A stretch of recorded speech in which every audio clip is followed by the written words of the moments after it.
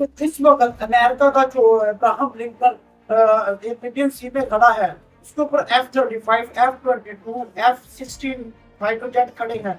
लेकिन फिर भी इस इतनी सलाहियतें होने के बावजूद और इसके अलावा डिफेंस सिस्टम जबरदस्त किस्म होने के बावजूद भी अमेरिका ईरान के ऊपर अटैक नहीं कर रहा। इसके पीछे एक बड़ी वजूहत है। और दूसरी तरफ जो सुप्रीम लीडर है अयतुल्ला खामनई, उसने वादा तौर पर कहा कि आपका जो डिफेंस सिस्टम है बहुत ज्यादा खतरनाक है, अमेरिका का डिफेंस सिस्टम। लेकिन उसने दूसरे बात ये भी कहा कि हमारे जो मिसाइल हैं वो भी बहुत ज्यादा खतरनाक है। उसी का डर दूसरी तरफ जो इसराइल है उसको भी है और अमेरिका को भी।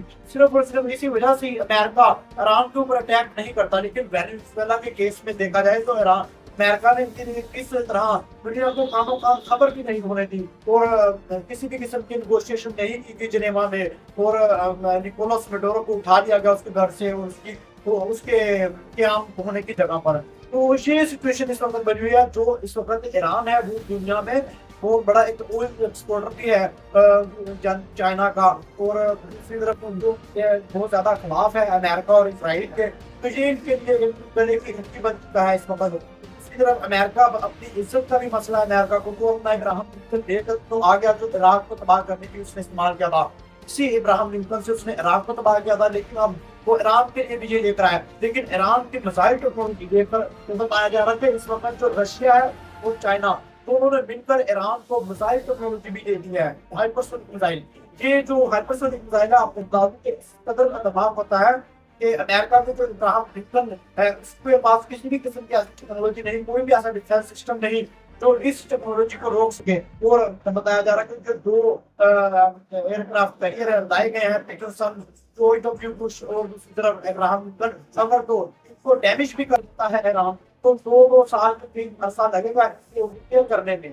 तो आप सोच सकते हैं कि किस हद तक जो अमेरिका है वो पीछे चला जाएगा अपने मिलिट्री एसेट के लिहाज से अगर तो वो जंग शुरू करता है। लेकिन अगर जंग नहीं शुरू करता तो इसराइल का प्रेशर है। इसराइल के बिलियनियर जो है इस वक्त अमेरिका में अपनी लॉबी करके बैठे हुए हैं, वो इस वक्त डोनाल्ड ट्रंप के पीछे से अपना हाथ उठा लेंगे और डोनाल्ड ट्रंप को बहुत ज्यादा बैकफुट पेजेस पर आना पड़ेगा अपनी जियोग्राफी के लिए भी। मिडिल ईस्ट के खित्ते में और ईस्टर्न एशिया में बहुत ज्यादा चेंजेस आ रही हैं। इस वक्त जो वेस्ट बंगाल है यानी कि बांग्लादेश है जो आज का, वो पाकिस्तान के बहुत ज्यादा करीब आ चुका है। और उन्होंने अपने जो फ्लाइट्स हैं वो भी दोबारा कंटिन्यू कर ली है। आज से 14 साल पहले फ्लाइट्स को मअतल कर दिया गया था और अब 12 फ्लाइट्स को बहाल कर दिया गया है बांग्लादेश और पाकिस्तान के दरमियान। उससे पहले गल्फ में से होकर आती थी फ्लाइट्स। दूसरी तरफ जो यूएई और सऊदी अरब है उनके दरमियान बहुत ज्यादा क्लैशेस चल रहे हैं। पाकिस्तान बड़े हद तक कोशिश तो कर रहा है इनके दरमियान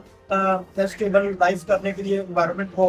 लेकिन किसी भी किस्म की डेवलपमेंट हुई हम आपके साथ जरूर शेयर करेंगे। चैनल को सब्सक्राइब जरूर करिएगा, वीडियो को लाइक भी करिएगा।